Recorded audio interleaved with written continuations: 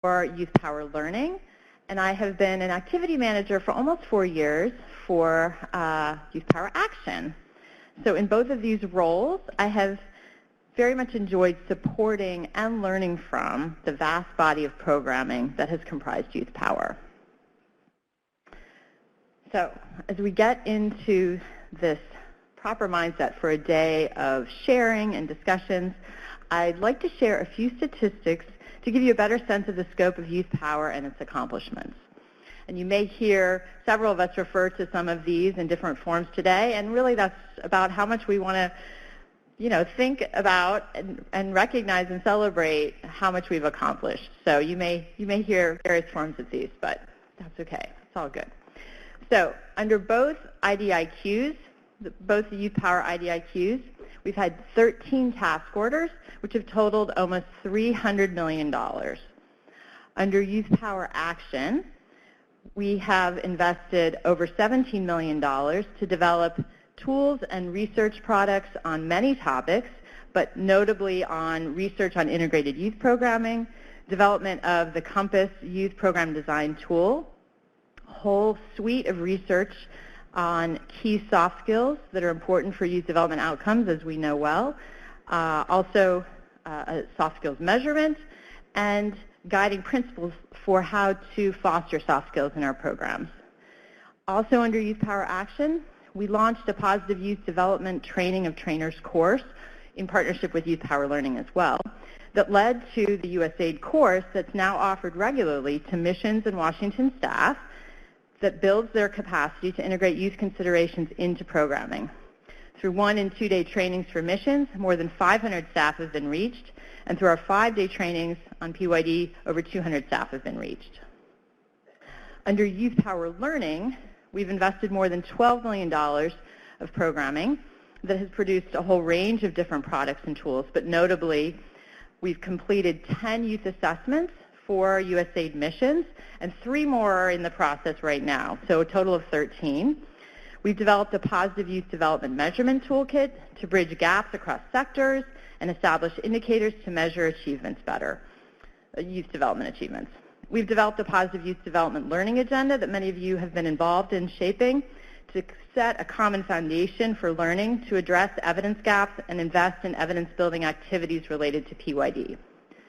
We created YouthPower.org, the go-to web platform for knowledge sharing on PYD and cross-sectoral youth programming.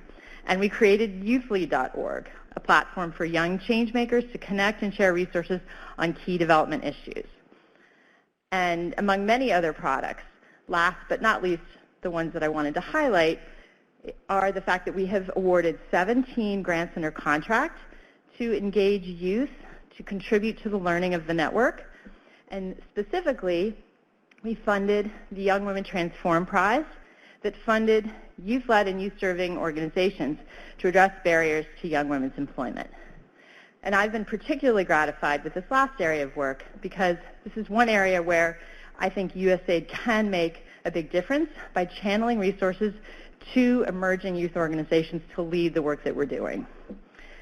And I was very delighted in October to meet several of the Young Women Transform Prize grantees, and I'm thrilled that 3 of them are here with us today. We have Annette Burungi from Safe Plan Uganda. We have Paul Persham from Visionaria. I'm not sure who he is. And we have Anna Muli from the Santi Africa Foundation. So all of these accomplishments really reflect how proud I have been to be associated with this work stream and this body of work, and how much there is to discuss and reflect on today. And yet we aren't done. As part of the final few months, YouthPower Action ends in February and YouthPower Learning ends in April. We will be releasing several more synthesis reports and technical products, so stay tuned for those. So, with all of this work in mind, I invite you to use today to learn and share and help us by making recommendations in the discussions, think through how we can best take these insights and evidence forward. So, to talk more about the Office of Education's investments and prioritization of youth development, because the Office of Education has been a major supporter of YouthPower over the past 5 years, I'm delighted to introduce Robert Burch, the Deputy Director of the Office of Education at USAID. Robert is a Foreign Service Officer currently assigned to USAID Washington, but he previously served in Egypt and the Philippines, where he oversaw the education portfolio, including both basic education and higher education in the Philippines, with a focus on science, technology, and innovation. And in Egypt as well, but he also served as a monitoring and evaluation specialist. Beyond USAID, he has a wealth of experience as a trainer, a teacher trainer and a teacher around the world. So please join me in welcoming Robert Burch.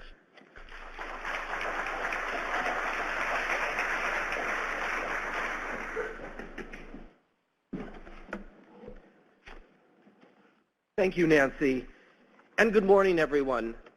On behalf of the United States Agency for International Development's Office of Education, I'm happy to be here today to welcome all of you to this very important final partners meeting for YouthPower. The Office of Education has been committed to youth development in our agency for a very long time, and we're seen as the champions of youth development within our agency. In 2012, we took part in the development of the first youth development policy that was developed by our agency, which placed youth development as a top priority within USAID. More recently, in 2018, we led the development of the new basic education and higher education policy, and which again highlights the need to ensure that youth have the knowledge, skills, and attitudes to gain meaningful employment and to become active citizens in their communities, taking on their own development challenges in their communities and countries. We've also been a core funder for YouthPower over the past 5 years and are excited to be continuing with the newly awarded YouthPower 2 Learning and Evaluation by joining forces with our colleagues in the Bureau for Food Security, the Office of Democracy, Human Rights and Governance, and our Gender and Development Office to provide funding for this new continuation of YouthPower. So I may have mentioned, and Nancy may have mentioned the word final as in the meeting today, but it is no final. This meeting is really not anywhere near final. We have a lot of work to continue to do. As pointed out in our education policy, and as all of you know, education programs that engage youth as partners are more effective. Taking a positive youth development approach ensures that our programming is more responsive to the needs of youth, more inclusive and able to reach the most marginalized, and ultimately more sustainable. This was clearly evident in the work that I was engaged in the Philippines, in the southern part of the Philippines in Mindanao. The Mindanao Youth for Development Project was a program that strengthened the capacity of local government, the private sector, and other education stakeholders to provide education and training to out-of-school youth in conflict-affected areas of the country. One of the highlights of the time that I was in the Philippines working with this project was the work that the groups did that were the Youth Development Alliance groups in each of the municipalities that we worked in. The outreach that they took upon themselves to reach the most marginalized and vulnerable groups in their communities. These groups included youth with disabilities and the LGBTI community. Not only did they reach those marginalized groups, but they brought them into the fold, providing training opportunities and other opportunities for them, and worked to fight and combat the stigmas against those particular groups. The youth took that on themselves, and actually it was kind of an unexpected outcome that I don't think any of us were really expecting. But they wanted to be sure that all of their youth counterparts were able to benefit from the program. That experience showed me the power of ensuring that youth have a voice in our programming across all aspects of the education cycle, of our education and program cycle. I'm sure that many of you have other stories that you will be able to share today so we can learn from some of these great experiences. However, today, as Nancy pointed out, is about celebration, and celebration of the accomplishments that all of you have made during the past 5 years. Bear with me as I read some of these accomplishments that you've made. I no longer fit into the definition of youth according to USAID, and I can't remember things as I did in the past. So bear with me. YouthPower created a new global platform for connecting youth change makers and youth development practitioners. You improved dialogue on key youth development issues, fostered greater sharing of results, challenges, and promising practices, and created analytical tools and resources that will help missions and implementing partners design activities that are more responsive to the youth's challenges and opportunities. But perhaps more specifically and significantly, YouthPower has been a powerful catalyst for generating attention and resources from the private sector, other donors, and governments to positive youth development programs. Thanks in a large part to YouthPower and YouthLead, USAID has been joined by other donors in committing investments to initiatives that support greater youth voice and youth engagement in international development. As you all know, USAID's top priority is to assist and support countries on their journey to self-reliance. And I'm sure that all of you in this room will agree with me when I say that no country will be self-reliant without the inclusive, active participation of all of the youth population in their countries. That is why you have a lot of work to continue to do. USAID's Office of Education, along with our Youth Coordinator's Office, recognize this role that we need to play in ensuring that our development activities include youth in every aspect of the program. As we move into YouthPower 2, learning and evaluation, we still have work to do, and we want to continue to learn and continue to get answers to the questions that remain. Our top priorities are looking at how we can better position youth-led organizations to implement USAID programs in the field, to better understand how to support systems change in the work that we do, and to understand how to better measure soft skills development, employment, how to scale up our programming, and look at what all of this costs.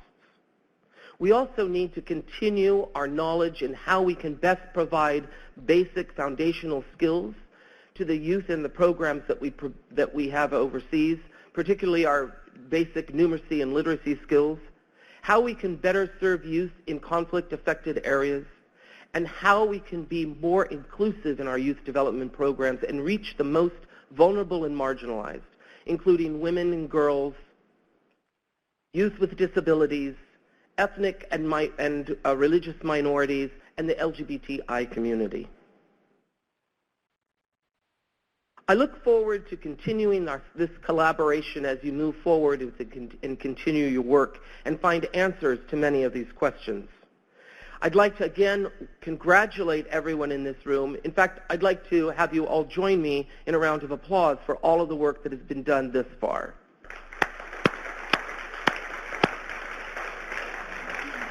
And I wish you a very productive day today. I do have to go back to headquarters, but am planning to return this afternoon so that I can take part in some of the conversations that will take place later on. And before I step down from the podium, I'd like to go back to Mindanao for just one moment. Because in that program, one of the persons that was reached through MyDev was a transgender youth that had dropped out of school at a very, very early age due to the stigmas related to her position in society and in the very conservative community that she was from. After going through all of the training in the YouthPower program, including the leadership training, she actually became the co-leader of the Youth Alliance in the city of Zamboanga. Now, that was led by the mayor who is a celebrity in Zamboanga, and then this youth person. And in her remarks that she gave at a graduation for a group of youth that had gone through a youth leadership training program, she went up to the podium very proudly, took the microphone in her hands and said, "We are the champions of the world."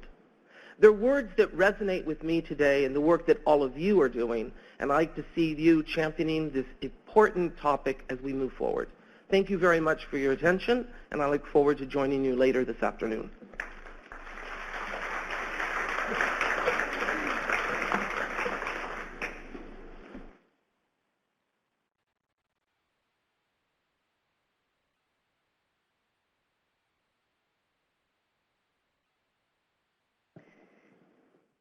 I'm shorter. Thank you, Robert and Nancy, for framing our day and really helping to set the stage and think about the impact that we have had in our collective work and the influence that we've had within the agency in thinking about its strategies and goals. To all of you, good morning. My name is Cassandra Jessee. I'm the Director of YouthPower Learning, representing Making Sense International and the International Center for Research on Women. And welcome to our fifth, final, at least under this contract, YouthPower Annual Learning Network meeting. It is an honor to launch this event with you and have it be that celebratory and learning space for us, and as it has been for the last 5 years. So I am curious, and I'm going to ask by a raise of hands, who was at our launch event back in 2015? All right, so there are definitely some of us who have been on this journey together for the last 5 years. At that launch event, you might remember this slide, but we talked about how we were a modern family, and we were grappling with how we were going to work together in this umbrella of youth power and all the shared ways in which we had the opportunity to collaborate that was rarer in the space of USAID and across donors, and being able to work under this body rather than in silos of our organization or in silos of our sector. And so over the past 5 years, we have found that variety of ways to work together and be greater than any one of us could have been alone. We have connected through our platforms, and we've already heard a little bit about what those are, but that has been a great space for us to be sponsors on, to be sharing in, to be contributing towards, and ways which we are able to amplify our work. We have, through our communities of practice, worked on products and shared learnings, have conducted webinars, and then hosted different events together. And many of you in this room have been in or on some of those different products and sessions. The PYD Learning Agenda has really helped focus our collective learnings and filling in critical gaps in the evidence base, and together we are working to advance the field of positive youth development. And then there's these annual meetings themselves and other events that we have hosted that have helped share and build and create experiences and networks and connections between us. And so with this, we sort of see us as the modern family. So this begs the next ask of you in thinking about the journey together. How many have been here for at least 2 of the annual meetings over the last 5 years? All right, keep your hand up if it's 3, 4, and then all 5.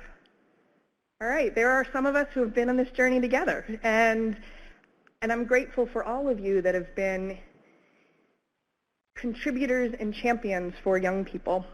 So recognizing that this is also a chance for us to get to talk with each other, to be exchanging ideas, and to have this sort of family, I want you to take a moment to be able to say hello to somebody that you were really looking forward to seeing. So be it the hello, the handshake, the hug that you knew you would see today and that you're excited to see, go say hello.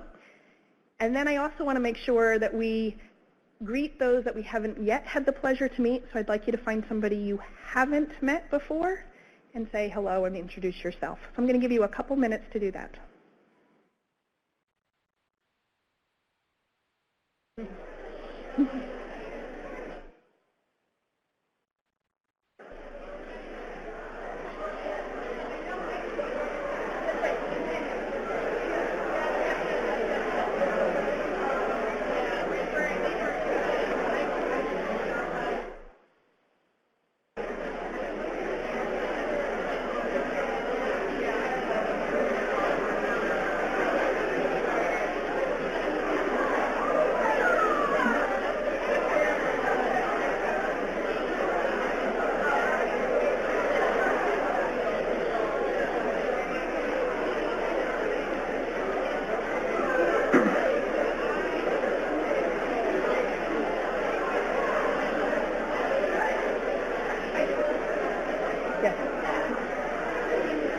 No, there's no Q&A.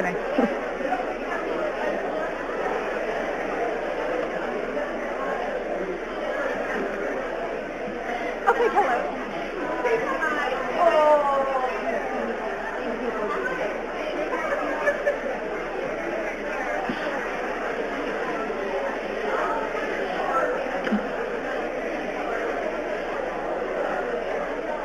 And this is always the hard part. We're going to wrap up, and we'll save more hellos for our break.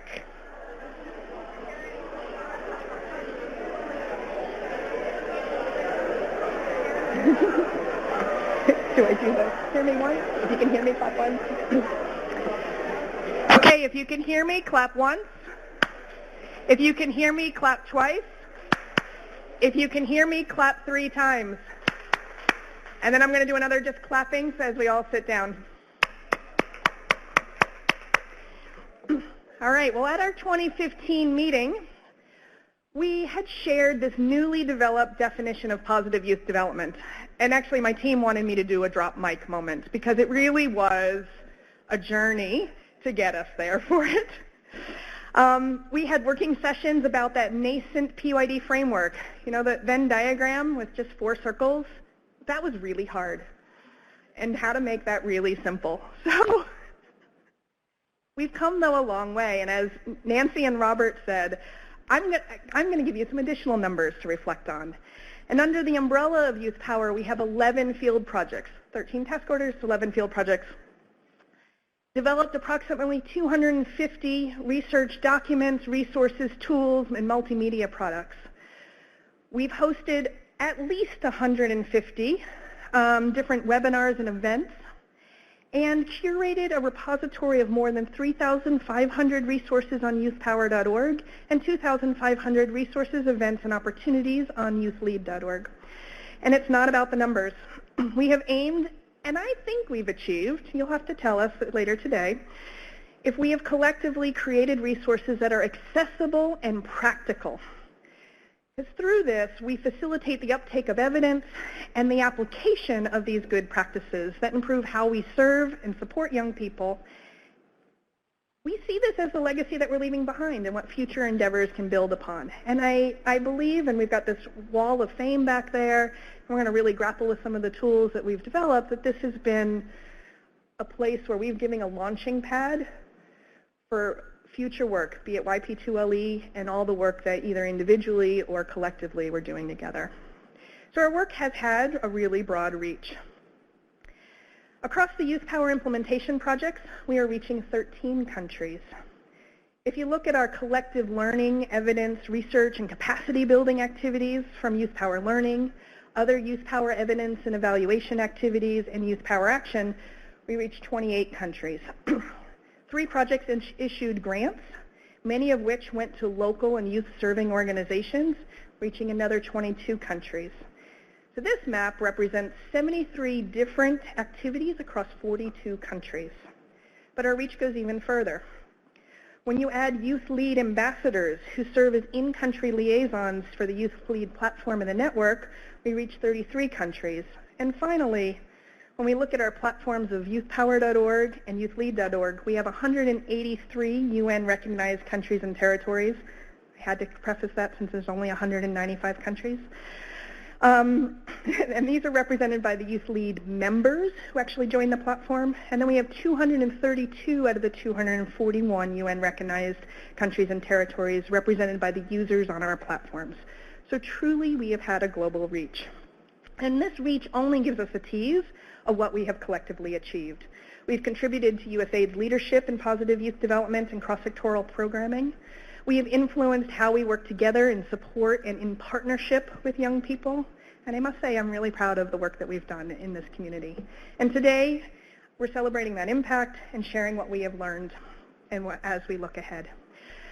So I first just want to do a really quick thank you to USAID for their contributions, and to my team for making today happen, to the National Housing Center for opening this beautiful space to us for the 3rd year now. And I want to thank each of you for your roles as champions for young people around the world. I trust everyone found breakfast in the hallway out there, coffee in the back of the room. If you took a peek, great. We have a wall of fame back there. If you haven't yet, during lunch, over your breaks, it'll be a chance to kind of reflect on what we have. You get a sneak preview at the photo contest winners in the other corner. Restrooms are by the registration desk. Coat racks, if you don't want your coats at the chairs, we do have a coat rack. You're welcome to there. Wi-Fi on boards, on papers.